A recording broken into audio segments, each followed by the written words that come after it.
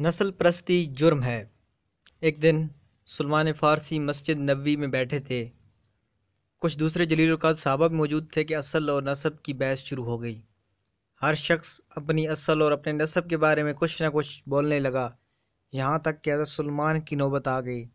صحابہ نے ان سے کہا، تم اپنی اصل اور اپنے نسب کے بارے میں کچھ بیان کرو۔ اس دنا شخص نے، جو اسلام کا تعلیم یافتہ اور تربیت شدہ تھا، بجائے اس کے کہ اصل اور نسب اور افتخارات کے بارے میں بات کرے، کہا، انا سلمانو نبنو عبداللہ، میرا نام سلمان ہے اور میں خدا کے ایک بندے کا بیٹا ہوں۔ میں گمراہ تھا، اللہ تعالیٰ نے مجھے محمد صلی اللہ علیہ وآلہ وسلم کے وسیلے سے مجھے ہدایت عطا فرمائی۔ میں محتاج تھا، اللہ تعالیٰ نے مجھے محمد صلی اللہ علیہ وآلہ وسلم کے وسیلے سے بے نیاز کر دیا۔ میں ایک غلام تھا، اللہ تعالیٰ نے مجھے محمد کے وسیلے سے آزاد کر دیا۔ یہ ہے میری اصل اور میرا نسب۔ اسی اثناء میں رسول خدا بھی تشریف لے آئے۔ حضرت سلمان نے تمام ماجرا آپ کی خدمت میں عرض کر دیا۔ رسول اکرم اس گروہ کی طرف متوجہ ہوئے جو سب کے سب قریش تھے، اور فرمایا، اے گروہ قریش، خون کیا ہے، نسل کیا چیز ہے؟ ہر شخص کا قابل فخر نسب اس کا دین ہے۔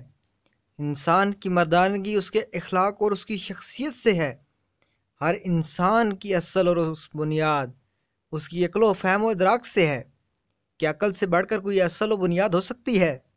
یعنی بوسیدہ ہڈیوں پر فخر کرنے کی بجائے انسان کو اپنے دین، اخلاق، عقل اور فہم و ادراک پر فخر کرنا چاہیے۔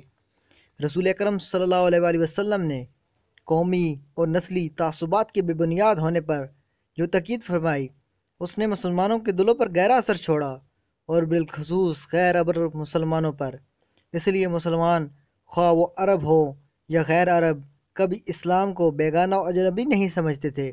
یہی وجہ تھی کہ نسلی مظالم اور اموی خلفاء کے تعصبات غیر عرب مسلمانوں کو اسلام سے متنفر نہ کر سکے۔